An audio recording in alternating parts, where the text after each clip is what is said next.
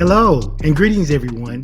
I'm Pastor Edwin Strickland, and I serve as the Senior Pastor of Fellowship of Champions Church International, a worldwide ministry helping people to learn to live out their God-given dreams by walking in love and living by faith. And I get to be your host and your guide for this exciting journey that we're about to take that we call Ed Talk with Pastor Strick.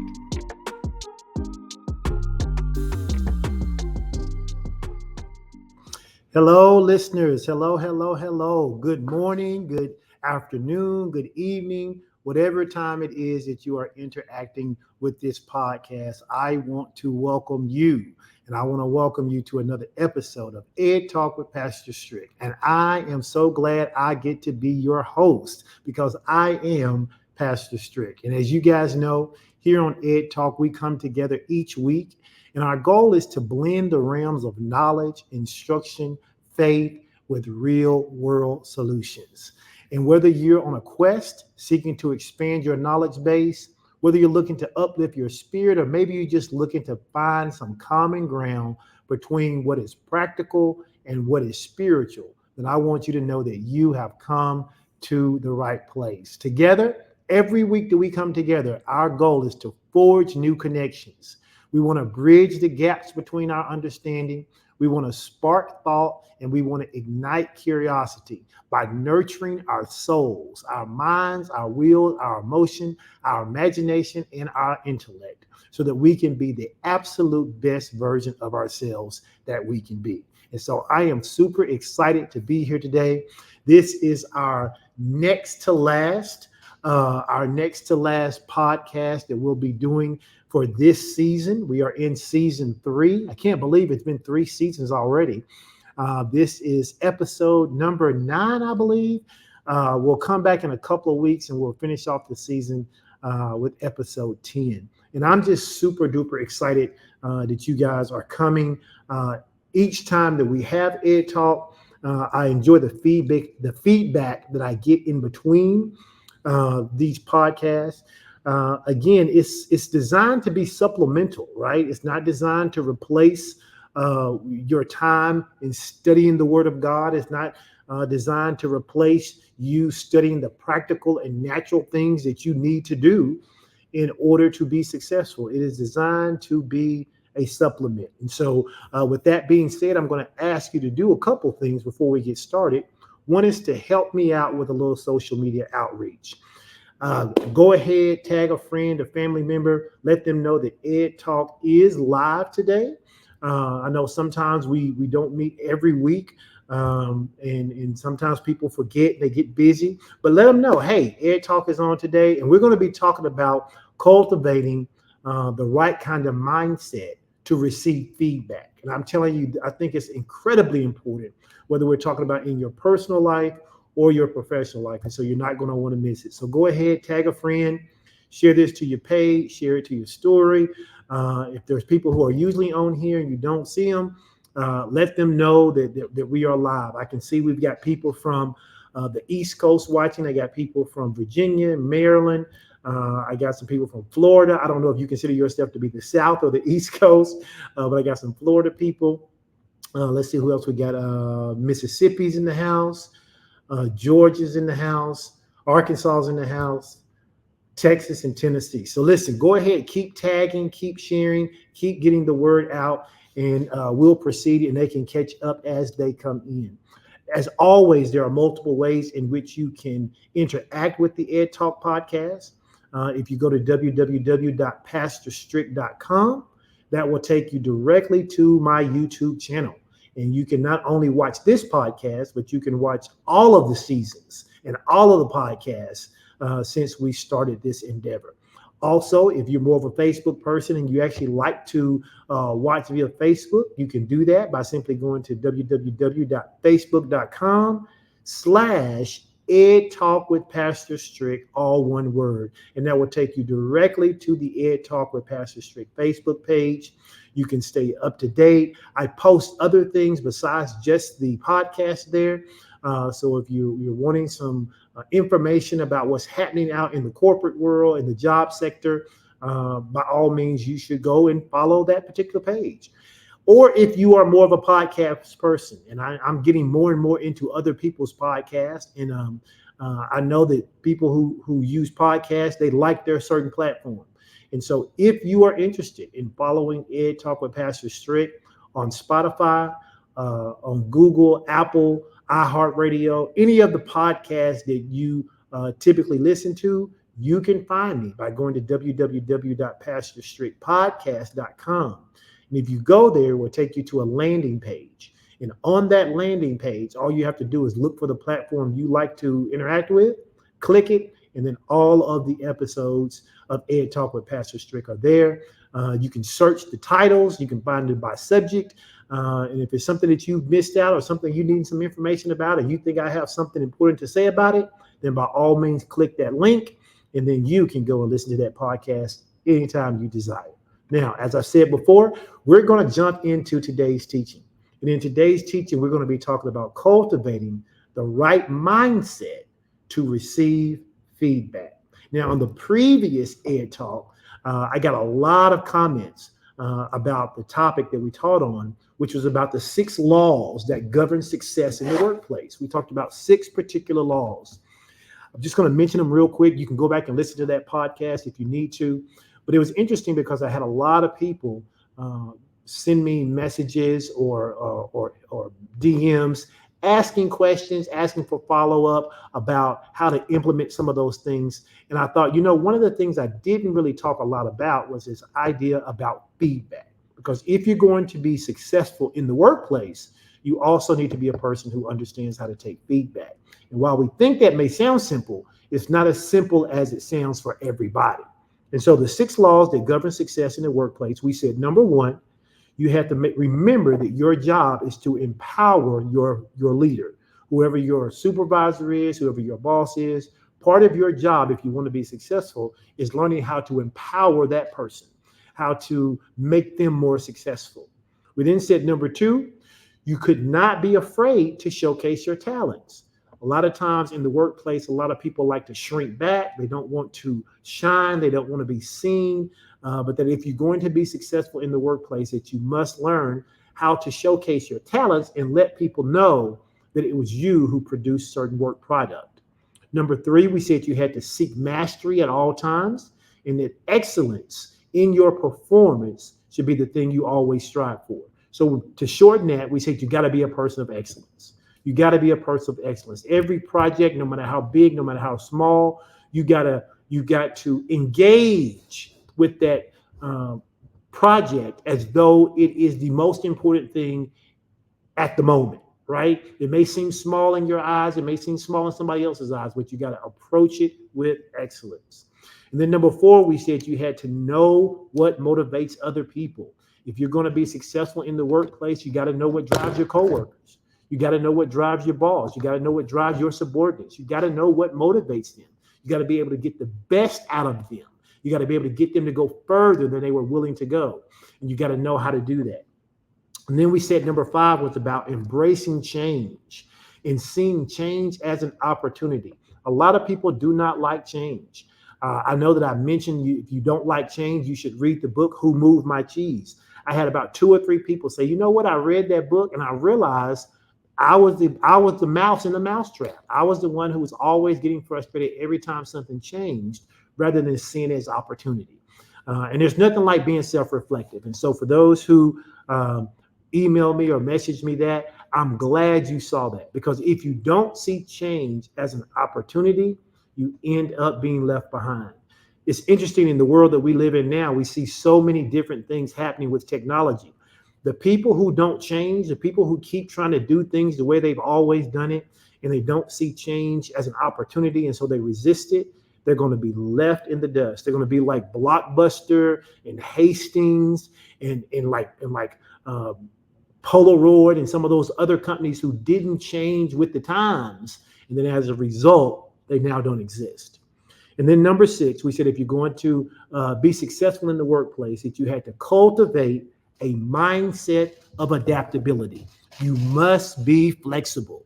As my wife always says, you must be fixed on your outcome, but flexible in your approach, right? Dedicated to your outcome, but flexible in your approach. And so today we're going to talk a little bit about that because I think one of the things that hinders people and it stops people from being as great as they can be is that they do not know how to take feedback, right? They don't know how to take feedback. They don't know how to receive it. And then once they do receive it, many times they don't even know what to do with it.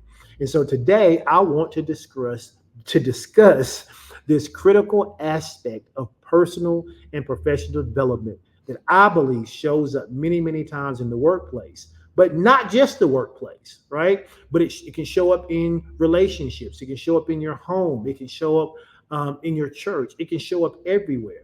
And that is the ability to receive feedback.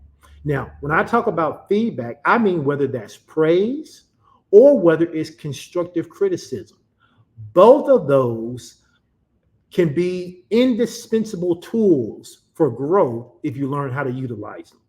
One of the primary reasons I believe that feedback is so vital for growth is that what it does is it enhances our self awareness. One of the things that you have to have if you're going to be successful is you need a measure of self awareness. In our day to day activities, many times we overlook both our strengths and our weaknesses because they're natural to us. And so as a result, we end up overlooking them and not paying attention to them. Feedback, however, provides us with an external perspective, helping us to see ourselves as other people do. And I think that's critical. We need to not only be self aware and see ourselves, but we also need to know how do we show up? How do you show up as a spouse? How do you show up as a parent? How do you show up as a congregational member? How do you show up as a leader in the church? How do you show up as a leader on your job? How do you show up as a coworker? How do you show up as a supervisor? How do you show up as a subordinate? Those things are important. How you show up to other people matter. In fact, go ahead and type that in the comment section if you will. Say, how I show up to other people matters. I know people say, oh, I don't care what people think about me. I don't care what they say. I don't care what they think. But that's actually not really true. If indeed you are looking to progress, if indeed you're looking to be promoted, if indeed you're looking to get a raise, if indeed you want to find favor in the eyes of other people, it does matter how you show up. It does matter how other people see you. How you show up to other people absolutely matters. Now, this broader perspective is essential for recognizing areas where we excel, but also areas that we need improvement.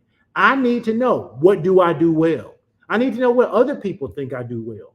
I also need to understand, what can I improve on? What do other people think I need to work on? Those things are important. And if I don't spend time with those things externally, then all I end up doing is living out a prophecy that I have created in my own thinking.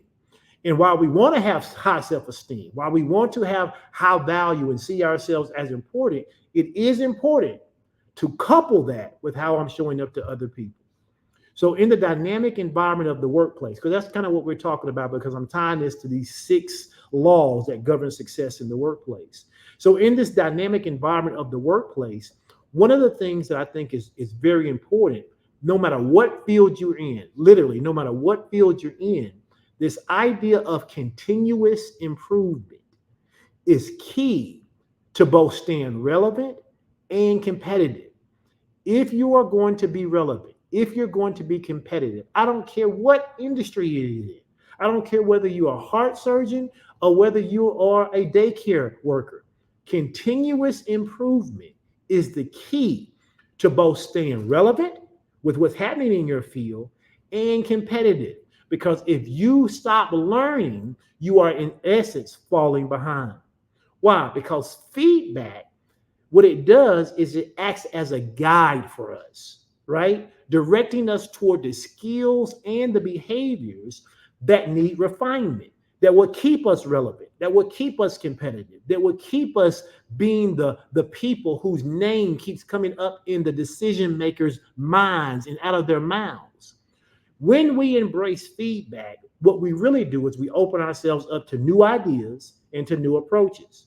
I'm not saying feedback, receiving it is always easy, but when we do it, when we are open to feedback, we open ourselves up to new ideas and approaches. I can't tell you the number of times I've known people who have hired coaches, right, to assist them in some endeavor, whether it was personal improvement, maybe it was in athletics, maybe it was in their writing, maybe it was in their public speaking. They hire a coach to assist them, but then they don't take the feedback of the coach.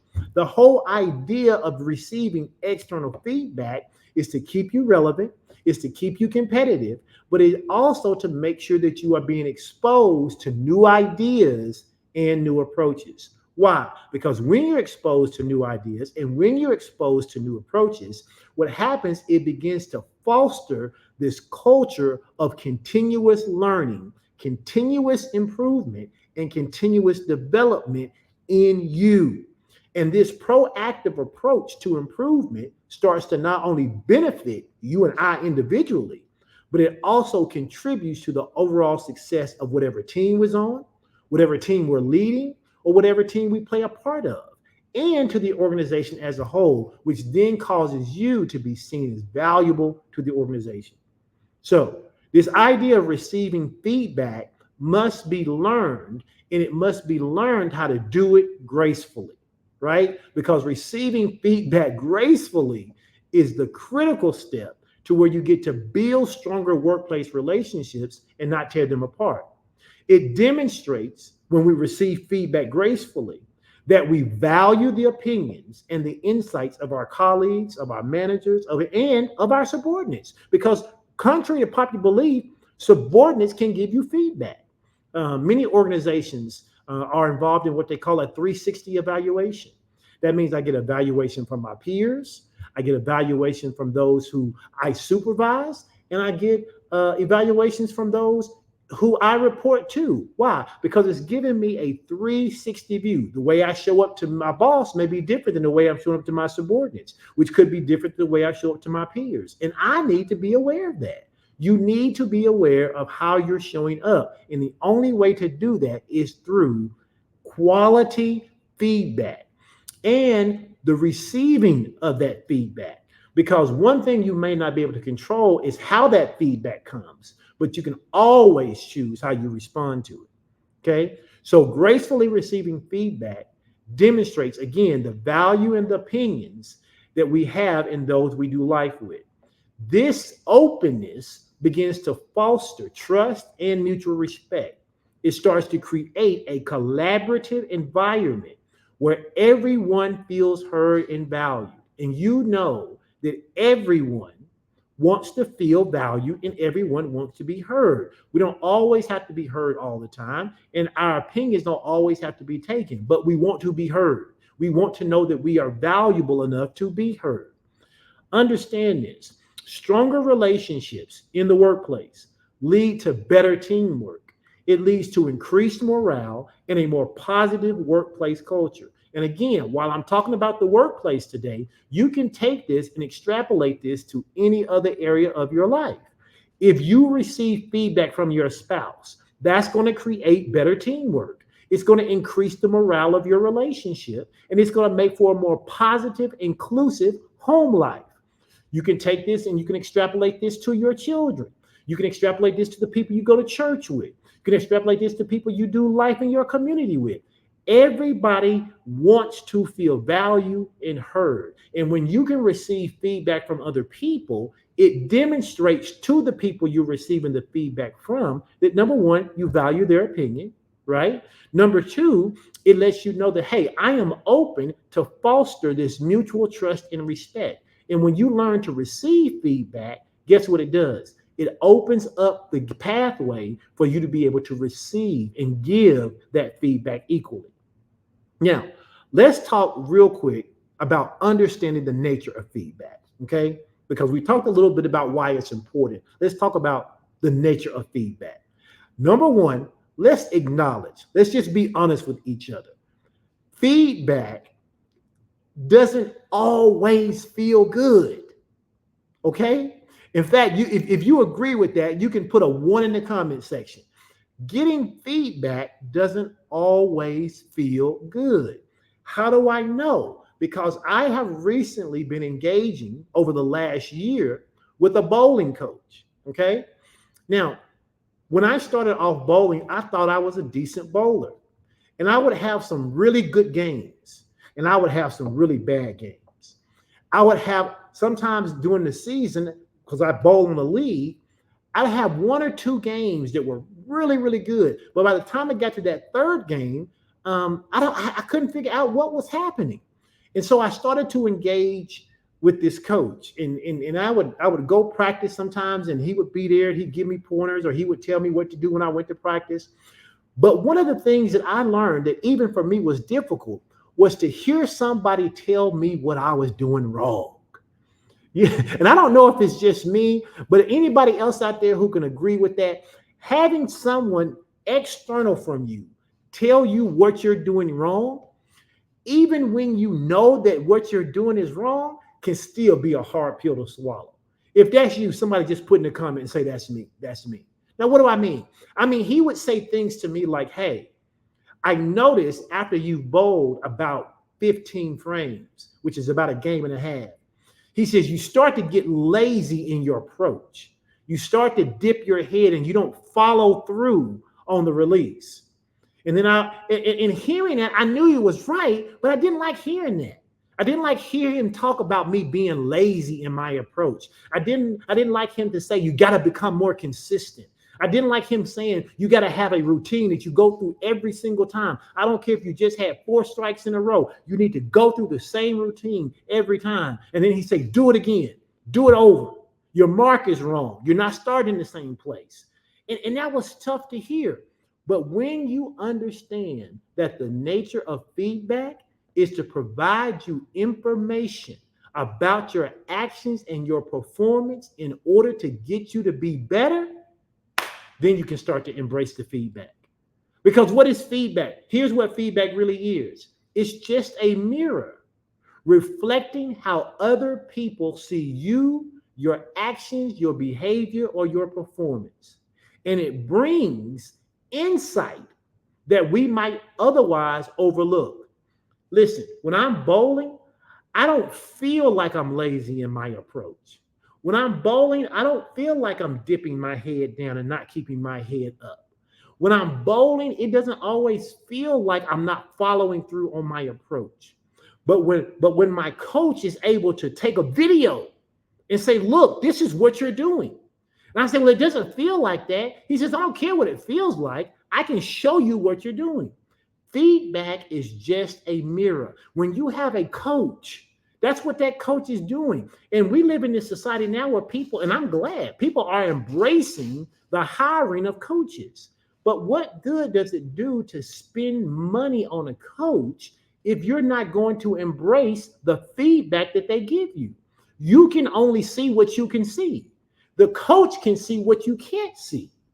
And that's really what feedback is. Feedback is supposed to be an external coach that provides insight to us about our actions, our performance, and our behaviors so that we can correct them, so that we can become a better version of ourselves than we were before in whatever endeavor we are in. Mine, the example I'm using today happens to be about bowling.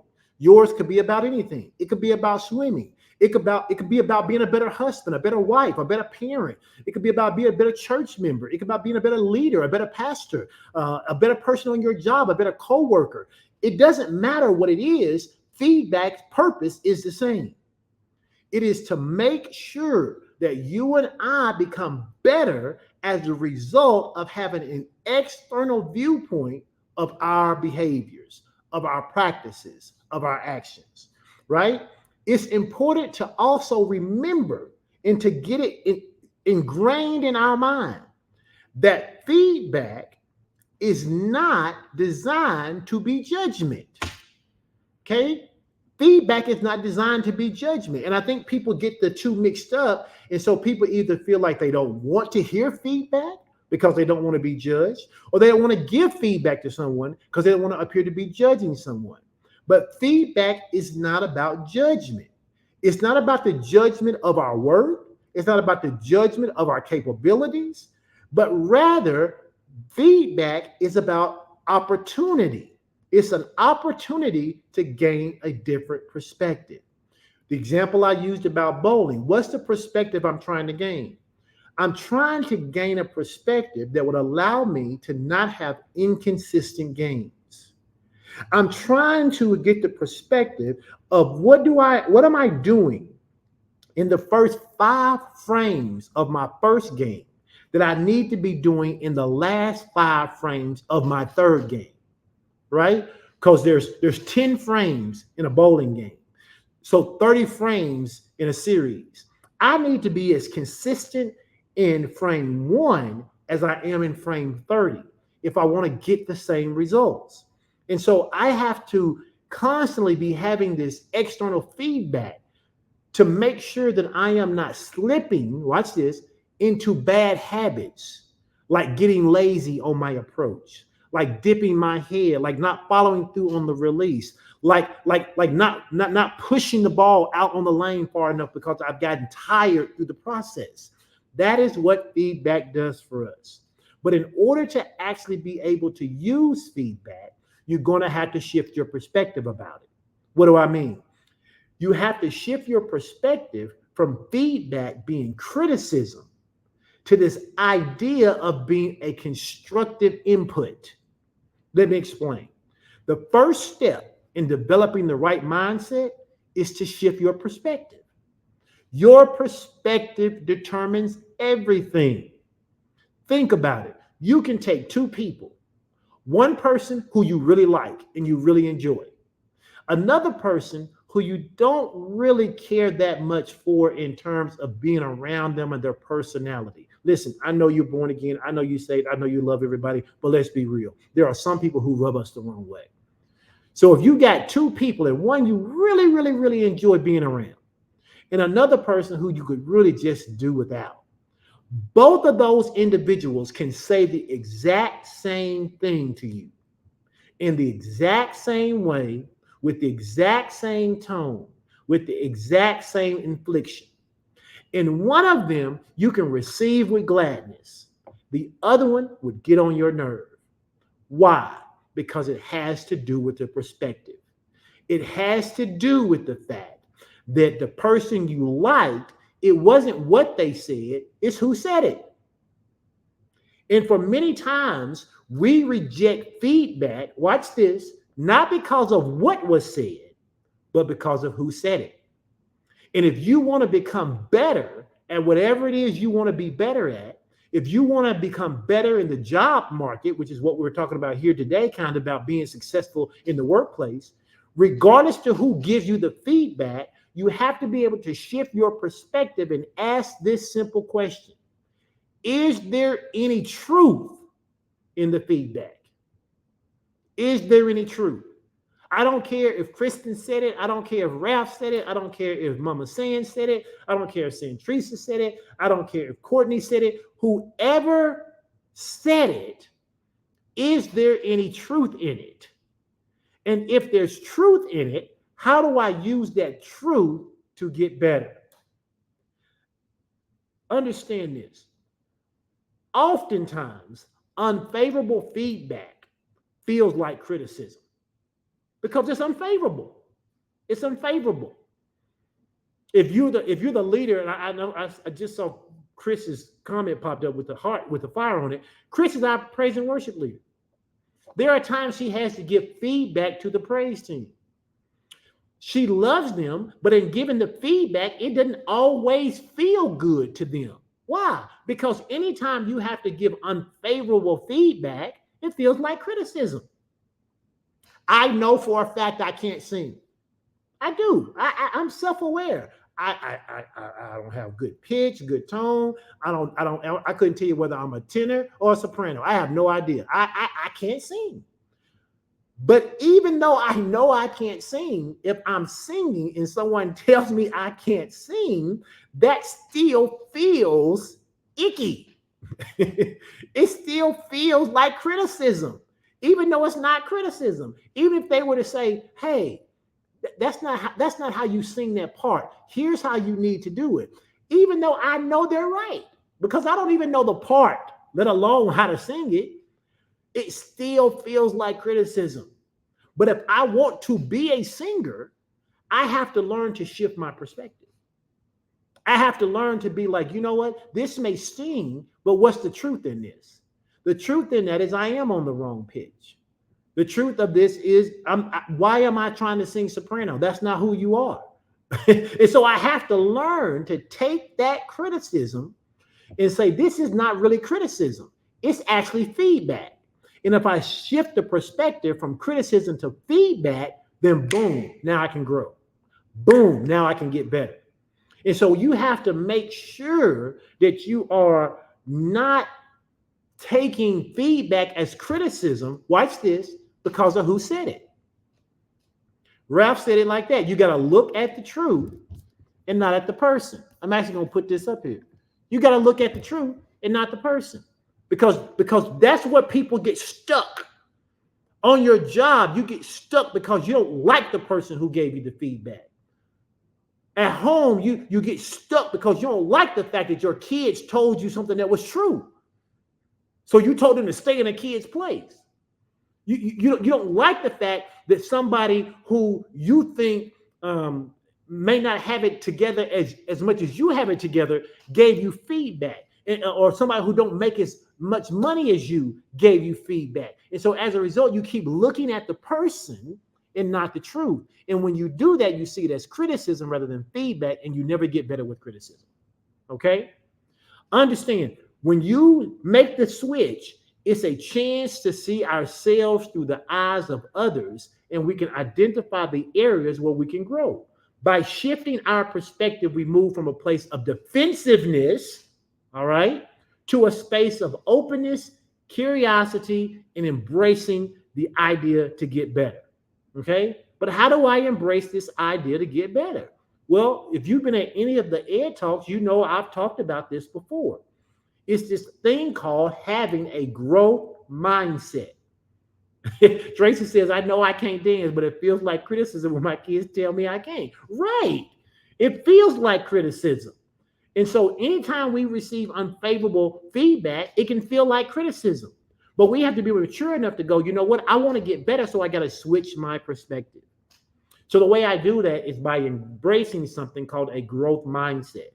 Now, this phrase, a growth mindset, is not germane. It's not unique to me. I didn't make it up. A psychologist by the name of Carol Dweck coined this phrase along with the phrase a fixed mindset. And in short, she says that a fixed mindset says this is how things are. This is how they're always going to be. Nothing can change. I can't do nothing about it. You can't do anything about it. It just is the way it is. A growth mindset takes the opposite view. It says this is how things are, but things can change. This may be a truth today, but it doesn't have to be a truth tomorrow. This may be a reality today, but it doesn't have to be a reality next week. I can learn, I can grow, I can change. And so if you're going to be a person who's going to succeed in the workplace, you must be a person, right, who has a growth mindset, because two of the laws we talked about said that you had to embrace change and see it as opportunity, and that you had to cultivate a mind of adaptability. When you cultivate a mind of adaptability, when you embrace change as opportunity, it allows you to be open to receive feedback, even when it feels like criticism. Okay? So we have to embrace this growth mindset. With a growth mindset, unfavorable feedback becomes a guide for our learning journey. Okay? Let me say that again. When you have a growth mindset, unfavorable feedback becomes a guide for your learning journey. And it does not become a threat to your self-esteem. It's important for you to understand that, because if you hear feedback and you equate it as criticism, it can start to chip away at your self-esteem, because you start to believe it as criticism about your worth, about who you are, about your capabilities. as opposed to feedback about behaviors and actions that can be changed to allow you to get better. Okay? How do we do that? How do we do that? We do it by practicing active listening. And I've said this before and I'm going to say it again. Active listening is a skill that must be learned. It must be learned. It is not something that comes to us organically, okay? Because we want to be heard, okay? So we practice speaking more than we practice listening. A truly good benefit of feedback is when you learn to practice active listening. This means being fully engaged with the person who's giving you the feedback without interrupting them immediately or without defending yourself. It's going to take time for you to not have the feeling of wanting to defend yourself, but not defending yourself. Okay? It's about being present and showing that we value their input. Active listening helps us understand the feedback in its entirety and demonstrates respect for the person offering. Share you a funny bowling story, okay? Because I'm talking about bowling today because I'm prepping and doing a lot of practice, getting ready for a league to start back in August. So the other day when I went bowling, I was the guy who works with me was there, and he was bowling on a couple lanes down, and I was bowling one or two lanes over. He'd come down, he'd see some things, he helped me correct some things. And I got into this space where I kept getting a 9, okay? It's 10 pins in bowling. I was throwing the ball exactly where I thought I was supposed to. I was throwing it at the right speed because I could check the monitor and see my speed. I felt like I was following through. I felt like I was getting good push. I felt like I was keeping my head straight, keeping my head up. And I kept getting that 9, 9, 9, 9. And he was telling me some things I need to correct. And I did it again. I got a 9. I said, see? And I said to him, I said, see? I said, I did it. I said, but I still got a 9. He said, you didn't do it. He said, and I can prove to you didn't do it because I'm going to do what I told you to do. He gets my bowling ball, which doesn't actually even really fit his hand, and he does what he's telling me I should be doing with the push, and he gets a strike. And it just reminded me that we have to be so careful that when we're giving feedback, we don't go back into that old habit of wanting to defend what we're doing, right? Because the whole goal of feedback is to get that external evaluation so we can be better. So the next time, immediately, the next time I got the ball, I focused on exactly what he said. I was in the same place. I felt like I was doing exactly the same thing, but I overemphasized the push. And when I did, I got a strike. He says, that's what you need to do every time. And so feedback helps you correct even the smallest of things, even when you think you're getting it right. But it won't work if you jump to defend yourself. It won't work if when you're getting the feedback, all you're thinking is, who are they talking to me? They don't know what I'm doing. I am doing it right. I'm doing it the right way. I'm doing everything you said. I am listening to you. But in essence, our body on the inside, it's not listening. We're rejecting it. Why? Because our body wants to defend us. Our mind wants to defend us. And so you have to be extra careful to practice the art of active listening. Because if you don't practice the art of active listening, the feedback will not benefit you. Okay? Exactly, Ralph. You got to be open even when you think you've done it correctly. Even when you think you've done it correctly. Listen, I can't tell you how many times that's been true in my marriage. I thought I was doing something correctly and I wasn't getting the right results. Right? But then I got some external feedback, and after I stopped being stubborn and listened to the external feedback and did it the way the external feedback told me, then I started getting the results that I desired. Why? Because you see things from your own lens. Okay? You see things from your perspective.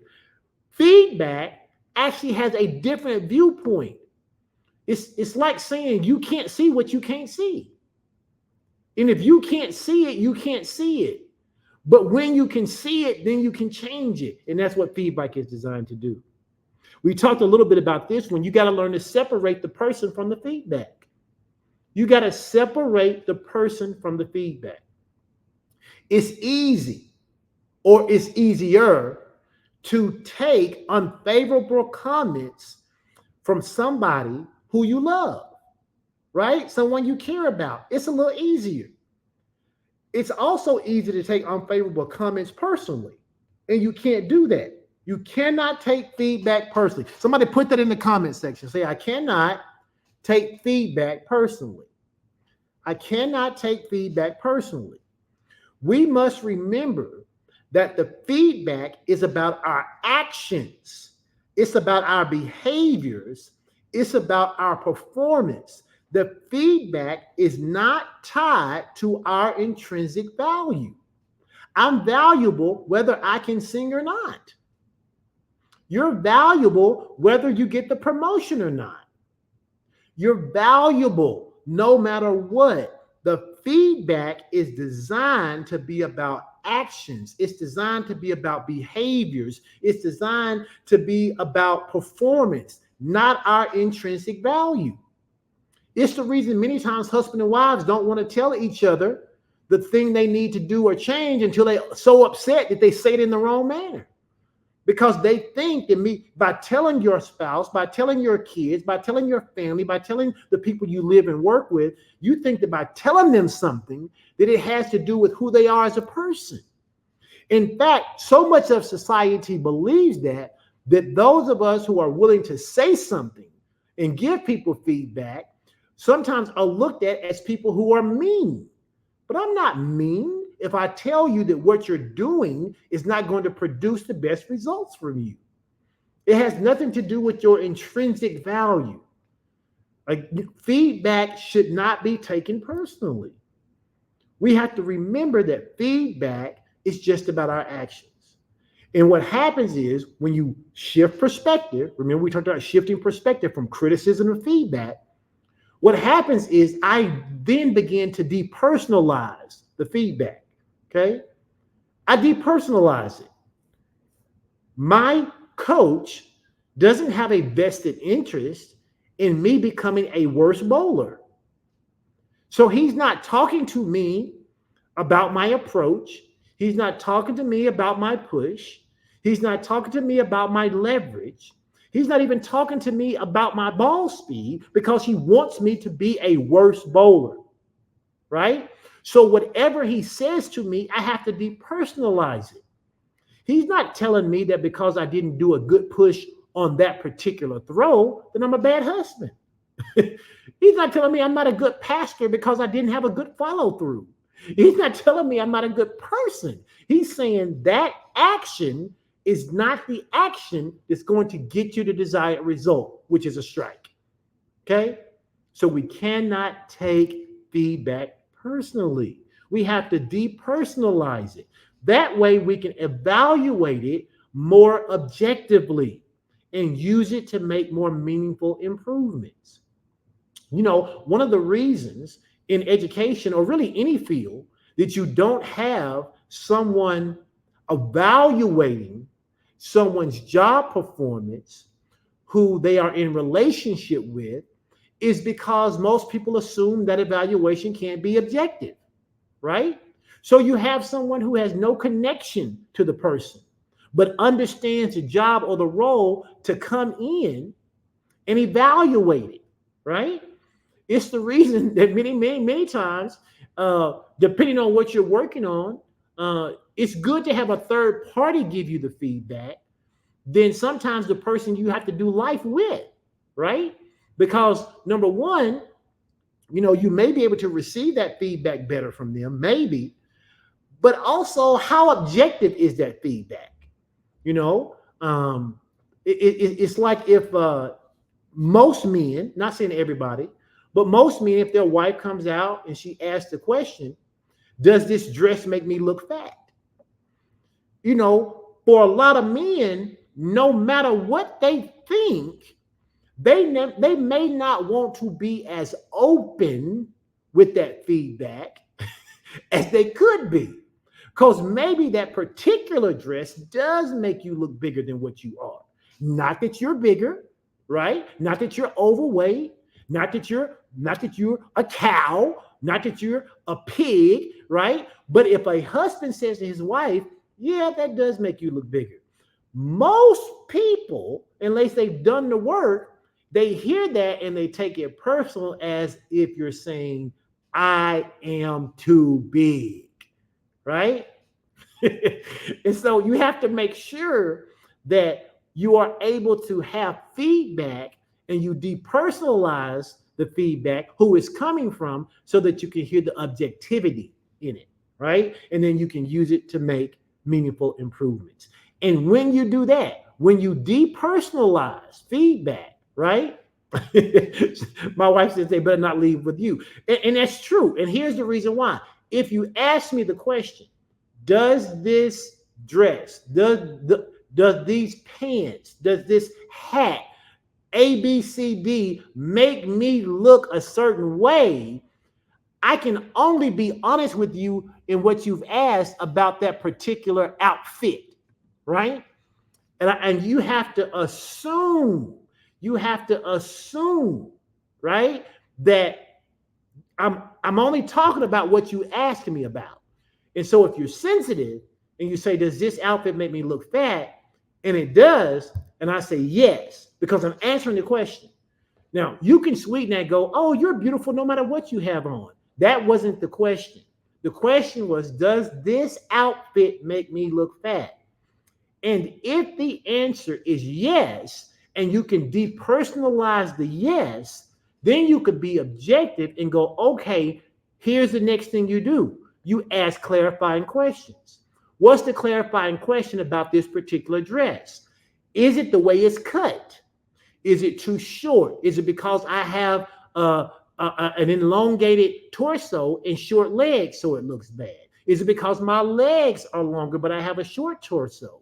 Is it because this is a pencil, what is it called? A pencil type dress? Or is it the shoulders are too broad? Or what? Then you begin to ask the clarifying questions about that outfit, so that if you don't want to look bigger, then you can move that kind of outfit out of your wardrobe and start to get more outfits that accentuate your body type, so that when they ask the question, does this outfit make me look fat? Then you can go, absolutely not. That is a very flattering outfit on you.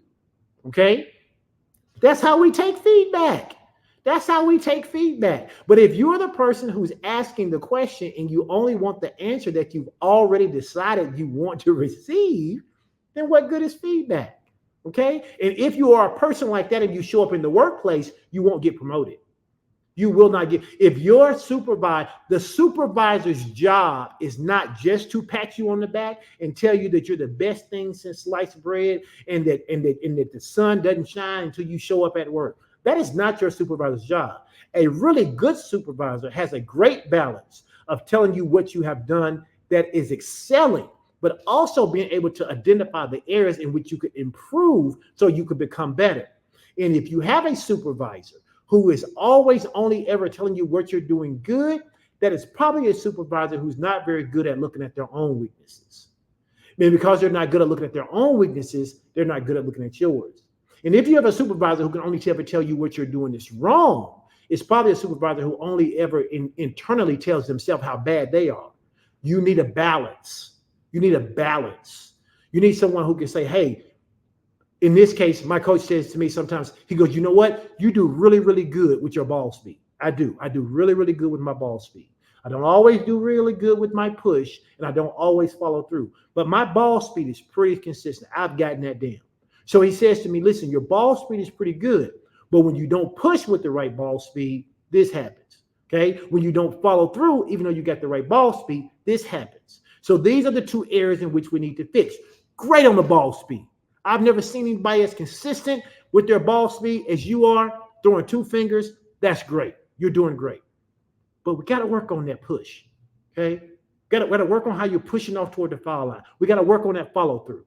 Okay? But if all I hear though is, oh my God, I'm not good at the push, or I'm not good at the follow through, then nothing else matters. Okay? So you have to learn to ask those clarifying questions, because clarifying questions help you to become clear about what you can improve on.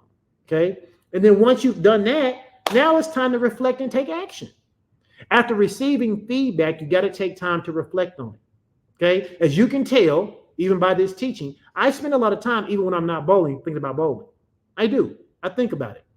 I watch bowling. I go to YouTube. I watch professionals who are doing it. I'm watching what they're doing.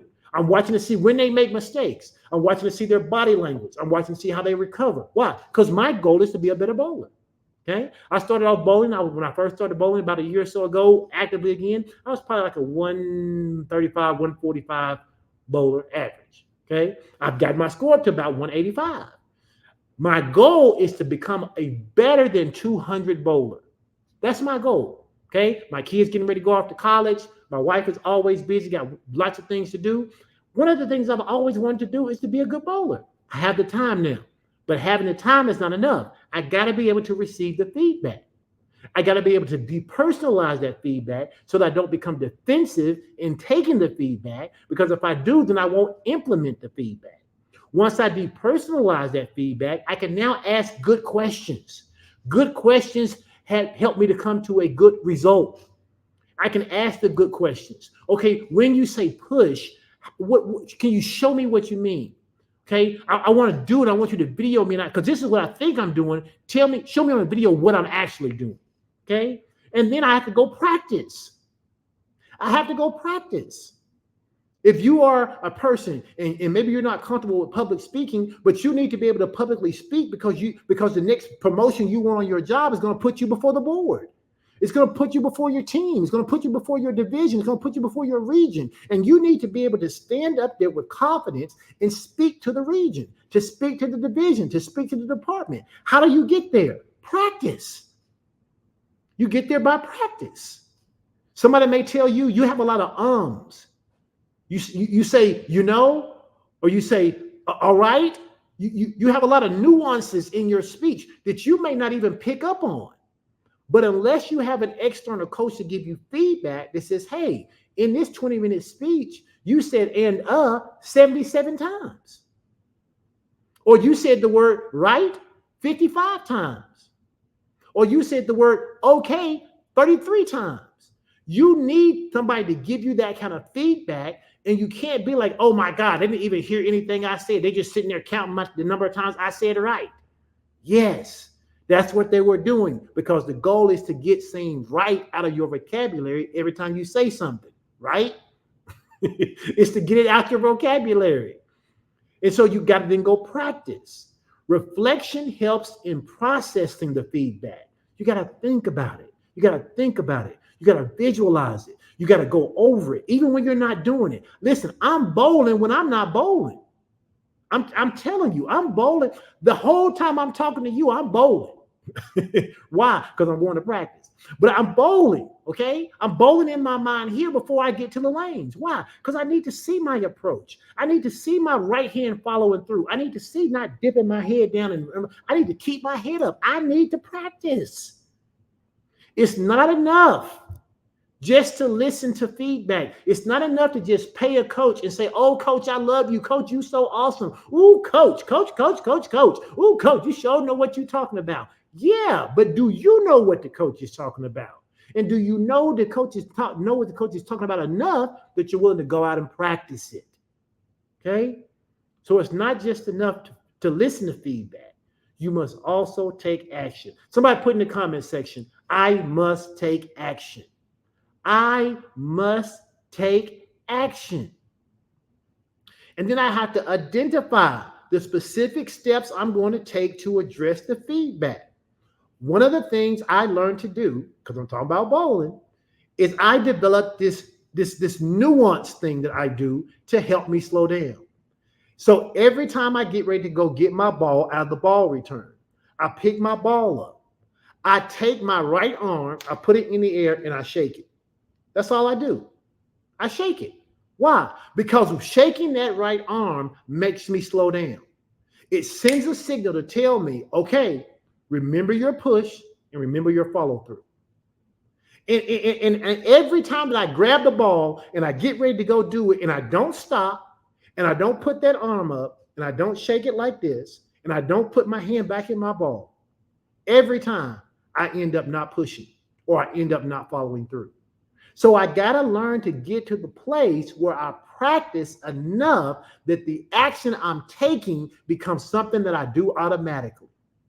And when you start to do those kind of things in the workplace, in your marriage, with your kids, in the community, at church, wherever it is, when you learn to take the proper actions, you will start to see the proper results show up in your life over and over and over. You want consistency in your life? Be consistency in your practice. And when you do that, you'll start to see a difference. And then after you do that, you got to go back to the thing that none of us like to do, which is ask for more feedback. You got to ask for feedback. Sometimes you don't wait for feedback to come. You got to seek it. Listen, if you know your marriage is not everything it ought to be, don't wait till your wife tells you she wants a divorce. I can't tell you the number of men who go, well, I knew things were bad, but I didn't know they were that bad. You got to be proactive in seeking the feedback. My wife and I, our anniversary's coming up. I already know that when our anniversary comes up, we've got to sit down and we got to have our yearly conversation about what can I do to be a better spouse. I'm actually looking forward to it already.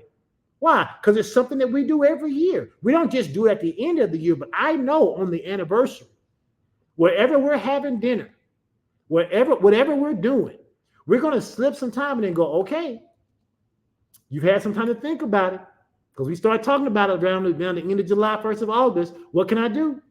Going into year 31, because we're going to celebrate year 30. What can I do this next year? What can I do to be better? What do I need to improve on?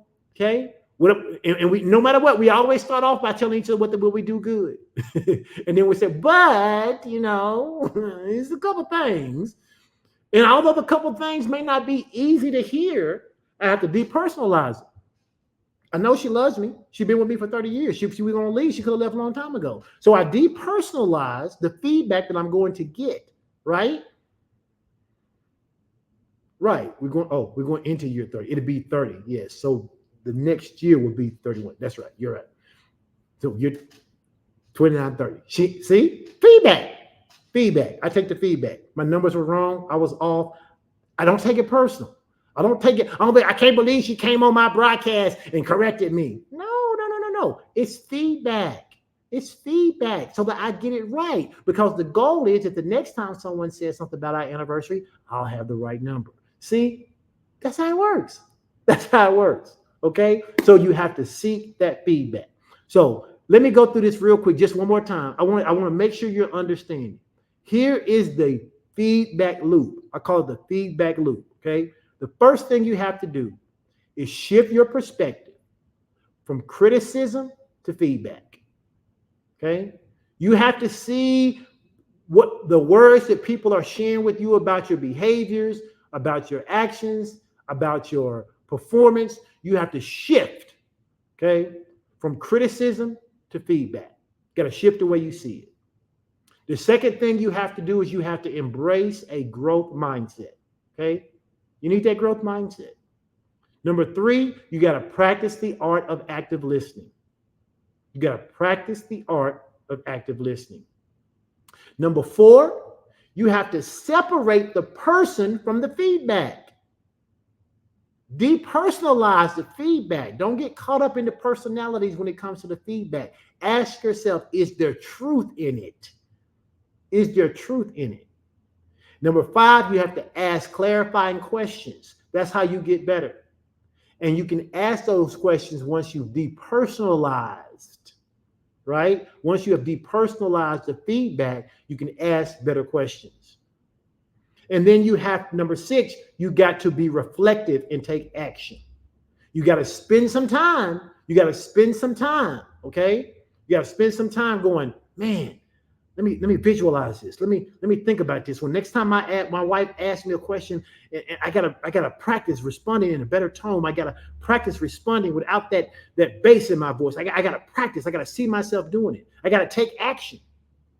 And then once I've done it, I have to ask for additional feedback. How did I do? Anytime my boss has ever given me feedback and I felt like I did it, I didn't wait for them to come back and tell me I did a good job. I schedule a one-on-one. I have a monthly meeting, a weekly meeting. And I said, hey, During one of our weekly meetings, you told me that I need to do XYZ. I wanted you to know that this is what I did. Can you give me any feedback on how you perceived that based on the last time we talked? Based on the last report I turned in? Based on the last presentation that I gave? Based on the last time I led a team? Okay? How did I do? Ask for that feedback. A lot of times people don't ask for the feedback because you really don't want nobody to tell you something that you perceive as negative. But I'm telling you, when you begin to ask for feedback and people see, especially those who supervise you, see you living out this feedback loop, you're going to be a person somebody's going to want on their team. Other people will see you and will pick you from other teams within the division, within the organization, within the region. Why? Because people like people who can take feedback and implement it and get better. They don't even always aware of the feedback loop. They just know you keep getting better. They said, man, last year, Kristen was this. Nakia was this. Sean was this. April was this. Maxine was this. John was this. Chris was this. Ralph was this. Right? And so they're saying he's just getting better and better and better. I want that person on my team. How do they keep getting better? Because they're engaging in the feedback loop. And the feedback loop is a tool that you can get better at, that you can master, and you can employ it in other areas of your life. All right? Listen, that's it for today. Okay? I just wanted to connect this with these 6 laws that we talked about last time. And if you missed the 6 laws, you should go back and listen to them. 6 laws that govern success in the workplace. Listen, I have not always been the most intelligent person in the room. I have not always even been the hardest worker in the room. I haven't always been the most talented person in the room. But I learned very early in my career in how to appeal to the people who supervised me and the people who I led. And you do it by being able to receive feedback so that when you have to give it, people respect it. You know, people say, well, if you want respect, you got to respect me if you want to get respect. You actually need to do it the opposite way, especially where feedback is concerned. Demonstrate to people you know how to take it and do something with it positively, and then they'll follow your example. They'll follow your example. Your bosses will follow your example. Your subordinates will follow your example. Your peers will follow your example. Your spouse, your kids, your family members, your community members, they will follow your example. And so if you want to be successful, professionally and personally, learn to cultivate, right? Since that's the word I use here. Learn to cultivate the right mindset to receive feedback. All right? All right, listen, we're about to go. I'm going to do what Pastor Sean does sometimes. We're about to go. It's about 15, 20 of you guys don't hear. Just tell me real quick one thing you got out of this. Tell me one thing you got out of this today. What are you going to do differently as a result of spending this last 55 minutes with me? What are you going to do? And then we're going to get up out of here. I know it's got a little delay, so I'll wait. But tell me something you got out of today's teaching is something you can actually do. Now, don't tell me something you can do something with. Tell me what you're going to do differently. Actually, tell me what you're going to do differently. Somebody said that feedback is important. It is. Feedback is important. The importance of asking for feedback and not taking it personally. Absolutely. Asking for the feedback. Asking for it. How am I doing? Husband and wives, ask that question. How am I doing as a husband? Ask your kids. How am I doing as a father? How am I doing as a mom? When receiving feedback, seek to hear the truth and not from the person. That is easier said than done. I'll admit it. I will admit it. Being adaptable. Someone said just asking for feedback. Change my mindset about receiving the feedback. Yes. Change your mindset. Switch it from seeing it as criticism to feedback. Being an active listener. Absolutely.